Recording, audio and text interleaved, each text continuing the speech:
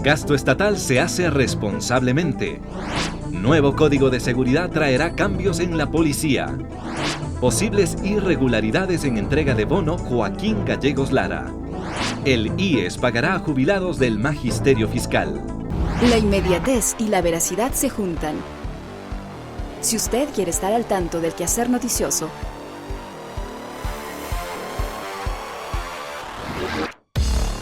conéctese a www.elciudadano.gov.es.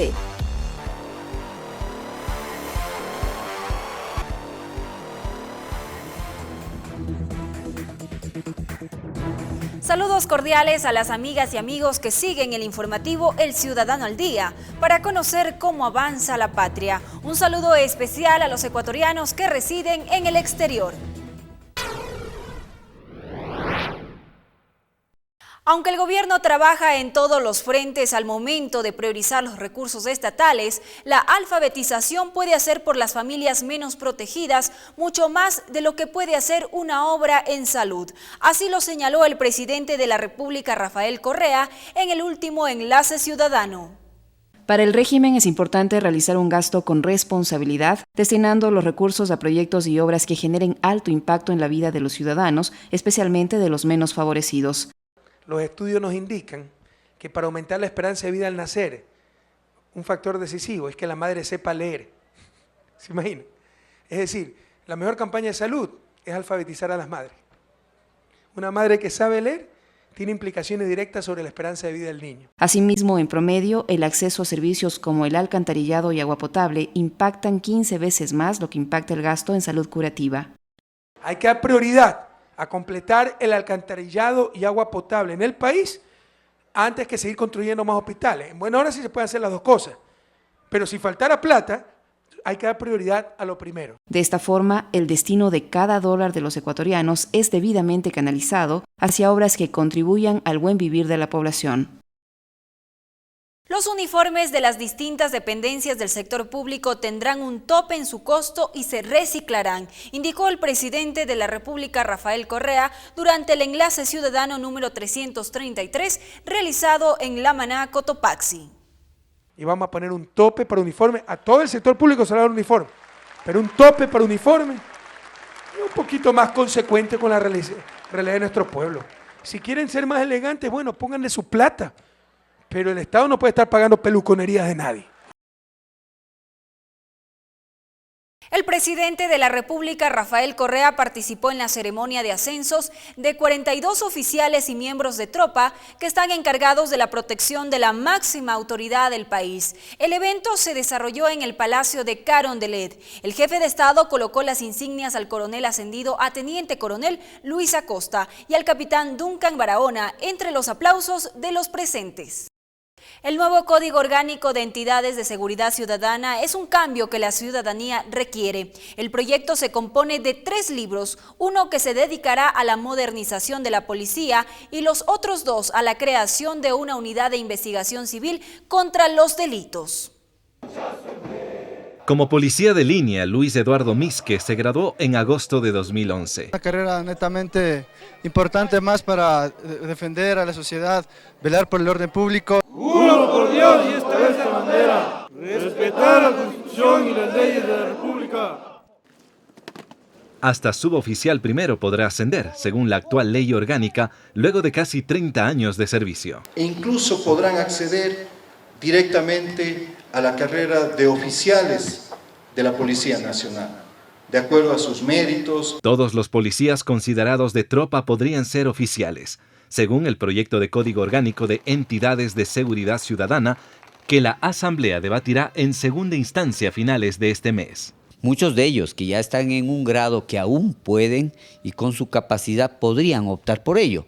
Evidentemente hay que hacer las reglamentaciones, hay que mirar con detalle los tiempos. Como lo explica el ministro coordinador de Seguridad, el proyecto del Ejecutivo además incorporará beneficios tales como trabajo operativo, respaldo judicial del Estado, Se mantendrá el Instituto de Seguridad Social Policial, así también los rangos o grados. Un señor suboficial que tenga 52, 54 años, pues ya no va a estar persiguiendo al delincuente en la calle, va a estar en los centros académicos. Para el caso de los oficiales cuya denominación será de servidores directivos, la carrera será de 47 años desde subteniente hasta la posibilidad de ser comandante general.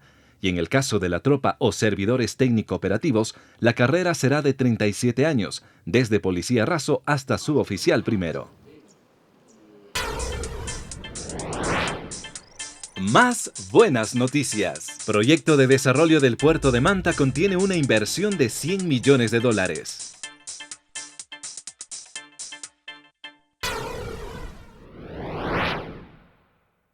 Fue inaugurado el primer espacio juvenil en la provincia de El Oro. El local de Mi Espacio Juvenil se levantó en un amplio predio del Ministerio de Inclusión Económica y Social MIES, ubicado en el barrio La Libertad y está dotado de varios servicios.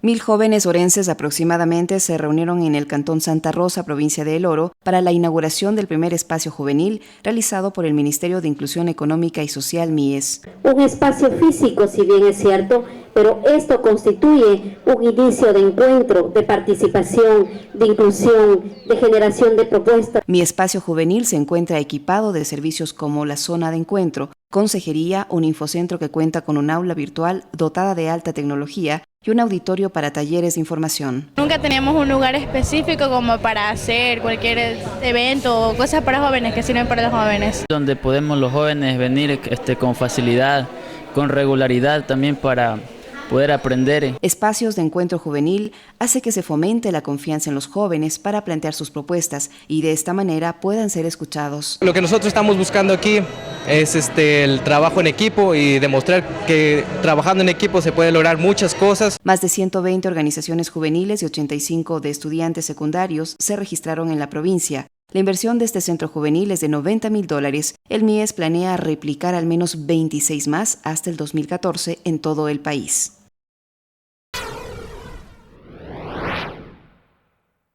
El Banco Central del Ecuador organiza el Seminario Internacional sobre Prevención de Lavado de Activos, a través del cual se busca proporcionar un marco conceptual sobre la importancia de los riesgos operacionales legales y de la reputación en materia de lavado de activos, financiamiento del terrorismo y su impacto en la valoración global de entidades del sistema financiero.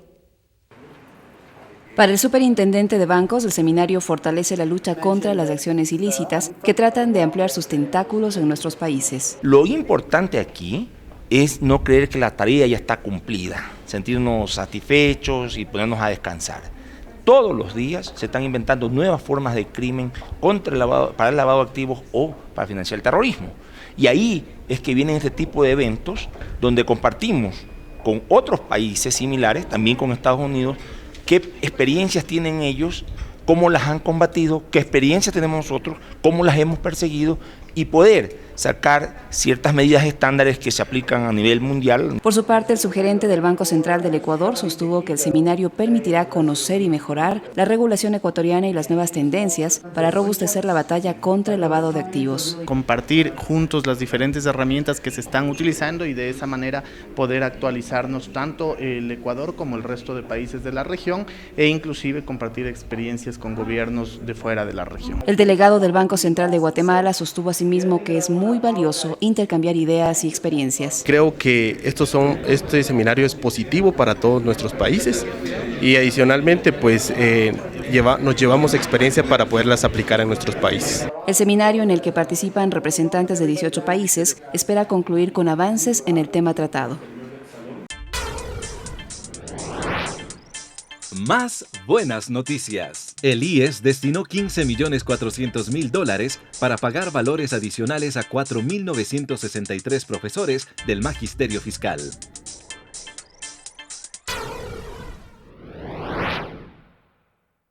Ahora les presentamos un resumen de las noticias más importantes que sucedieron en Latinoamérica y el mundo.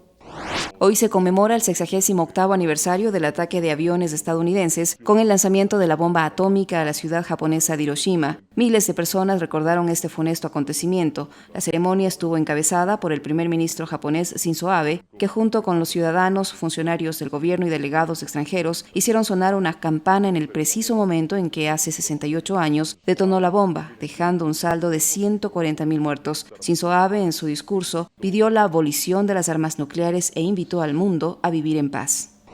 Periodistas mexicanos viven una crítica situación de inseguridad. El peligro que corren sus vidas les obliga a abandonar sus lugares de origen para refugiarse en la capital. Se encuentran impedidos de poder ejercer sus labores periodísticas tras enfrentar varias amenazas del crimen organizado vinculado al narcotráfico, donde se encuentran involucradas autoridades federales. Muchos son los casos de periodistas desplazados para resguardar sus vidas. Al finalizar el periodo del expresidente Felipe Calderón, México se había convertido en el país con mayor índice de periodistas asesinados. Llegamos al final del informativo. Como de costumbre, les dejamos con el entrevistado del día. De mi parte, me despido y los espero en la próxima edición del Ciudadano al Día. Hasta pronto. A lo largo de la historia, varias poblaciones que producen riqueza en el país no han recibido el retorno respectivo, correspondiente. El gobierno de la Revolución Ciudadana en el año 2011 creó Ecuador Estratégico, una entidad que precisamente tiene que ir directamente a estas zonas de alta influencia y que producen la riqueza para entregar ese retorno adecuado, con la finalidad de que esos recursos pueden utilizarse en diferentes sectores: salud, educación, vivienda, entre otros. Vamos a conversar justamente acerca del rol de la gestión que realiza Ecuador Estratégico y para ello hemos invitado a su gerente, Ciro Morán. Con él dialogaremos sobre este y otros temas que son de mucha importancia. Ecuador Estratégico, bienvenido al Ciudadano. ¿En qué se convierte en este momento y cuánto dependen las provincias, las regiones de alta influencia y que deben recibir los recursos para tener mayores beneficios para sus comunidades? Muchas gracias, un gusto poder informar a la ciudadanía. Cuando el presidente de la República pensó en generar esta política pública para redistribuir mejor la riqueza del país, justamente los lugares que se vieron que debían ser atendidos eran aquellos que durante décadas estaban abandonados, a pesar de que durante esas mismas décadas el país se vio beneficiado con los recursos que provenían de esos lugares. Básicamente la Amazonía, aunque no necesariamente con exclusividad. Sin embargo, todos conocemos que durante muchos años nos hemos beneficiado con el petróleo que proviene de la Amazonía y sin embargo estas provincias estaban dentro de las más pobres del país. Entonces, ¿cuál es la diferencia entre la política pública de este gobierno con Ecuador Estratégico con gobiernos anteriores? La diferencia está en que no solamente desde el compromiso, sino que inclusive plasmado hasta en normativa jurídica, se establece que parte de los excedentes del beneficio petrolero en el país se quede en el sitio para beneficiar de forma integral a las localidades que están al margen de los proyectos estratégicos en el país. Y esto implica que las primeras beneficiadas con los recursos económicos que provienen del petróleo, de la minería, de las hidroeléctricas, sean justamente estas parroquias, estas comunidades, estos cantones donde se encuentran los proyectos. ¿Cuántas provincias tienen el grado de influencia de Ecuador Estratégico? Es decir, ¿en cuántas provincias interviene Ecuador Estratégico? Al momento Ecuador Estratégico interviene en 11 provincias. Toda la Amazonía, básicamente por temas petroleros, pero también mineros. La provincia de Esmeraldas, porque durante muchos años se ha beneficiado el país con la refinería de Esmeraldas. La provincia de Manabí, porque ahí encontramos el proyecto de refinería del Pacífico y también el multipropósito Chone. La provincia del Oro, donde se está incrementando todo lo que tiene que ver con el gas a través no solamente de Petroamazonas, sino también con Termomachala, que es parte de Selec EP. La provincia de La Suay, básicamente por dos proyectos mineros importantes, Loma Larga y Río Blanco, y dos proyectos hidroeléctricos como Sopladora y Minas San Francisco. y también algo en la provincia de Santa Elena, porque también cuenta con una pequeña refinería que es la Refinería Libertad. Cada una de estas provincias o cada uno de estos sectores tiene diferenciación en cuanto a los aportes que realiza Ecuador Estratégico, o existe una política definida para todos. Realmente depende de la intervención que debe realizar Ecuador Estratégico, pero la mayor parte de la intervención es en la Amazonía. De los 621 millones de dólares que corresponde al Plan de Inversiones 2012-2013 de Ecuador Estratégico, 411 están solamente en la Amazonía, de tal forma que en efecto el peso mayoritario de intervención es en esa región. ¿Y cuáles son los sectores que se ven más beneficiados? Es decir, ¿ustedes tienen prioridades o depende de las necesidades que tiene cada población? Depende de las necesidades, pero sí hay prioridades. Y las prioridades son saneamiento ambiental en primer lugar, es decir, agua potable y alcantarillado, tanto de residuos como también el alcantarillado pluvial. Esta inversión ya está cercana a los 180 millones de dólares. ¿Esto qué quiere decir para que entienda la ciudadanía? Que son muchos lugares donde antes no había alcantarillado, no había agua potable y que ya mediante Ecuador Estratégico se está interviniendo en un monto de aproximadamente a 180 millones de dólares, que es una cifra muy superior incluso al presupuesto de algunos cantones o de prefecturas en el país. Es una cifra bastante significativa, pero también hay que tomar en cuenta que los gobiernos seccionales tienen sus competencias en este tipo de necesidades. ¿Cuál es entonces la relación que mantienen ustedes y por qué no realizan las mismas entidades o los mismos gobiernos seccionales? Nosotros hemos considerado que hay algunos gobiernos autónomos descentralizados que sí pueden realizar de forma directa porque han llegado a un grado de organización y de capacidad para realizar las obras. Sin embargo, también hemos detectado que hay lugares donde es necesario recibir la competencia de parte del gobierno autónomo descentralizado y luego realizar la intervención de forma directa a través de Ecuador Estratégico. Y es así que tenemos, por lo tanto, ese dos tipos de intervenciones, la que es directa, que lo hace Ecuador Estratégico, o aquella que hacemos a través del Banco del Estado, que le proporcionan los recursos al gobierno autónomo descentralizado, como por ejemplo el alcantarillado del Tena.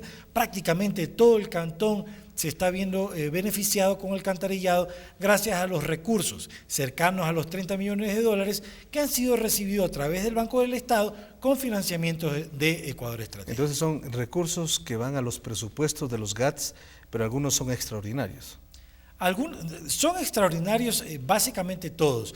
La corresponsabilidad de los gobiernos autónomos descentralizados va en orden del porcentaje de crédito que le establece el Banco del Estado, y en función de eso puede ser 70% el Banco del Estado, 30% el gobierno autónomo descentralizado, o también 80% o 20% según el análisis que haga el Banco del Estado. Pero hay otros lugares donde sí necesariamente debemos recibir nosotros la competencia porque consideramos que tenemos más capacidad y mayor eficiencia porque la ciudadanía en este tipo de obras no puede esperar. Uno de los grandes problemas que ha tenido los diferentes gobiernos es que los ministerios también hacían construcciones. Es decir, el Ministerio de Educación construía escuelas, colegios, el Ministerio de Vivienda, las viviendas, salud, hospitales, centros de salud, etcétera. El gobierno creó el ICO, Instituto de Construcciones. ¿Cuál es la unidad ejecutora, la que construye en Ecuador Estratégico? ¿Cómo es esta situación? Ecuador Estratégico, de acuerdo a su decreto ejecutivo de creación, es básicamente una entidad ejecutora.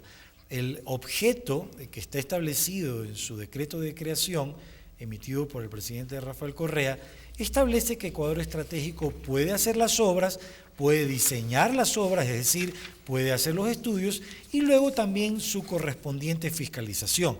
De tal forma que, en efecto, Ecuador Estratégico es una entidad ejecutora, pero sin embargo no hacemos nada que no lleve la correspondiente viabilidad de los ministerios rectores.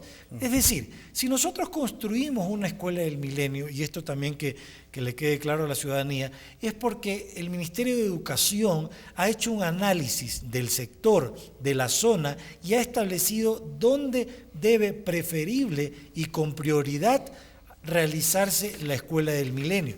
De tal forma que cuando hay una construcción de este tipo, tenga la certeza y la tranquilidad de la ciudadanía que se han hecho todos los estudios y análisis correspondientes para que el alumno, el niño, el joven acceda a una educación de calidad y de calidez. Y esto incluye muchas veces, inclusive, situación de internado, como la Escuela del Milenio que estamos construyendo en una comunidad guaraní, en Toñampare, en la provincia de Pastaza, o también el servicio de transporte, como el que se va a dar para la Escuela del Milenio que se está haciendo en la parroquia Chontapunta del Cantón Tena, provincia del Napo.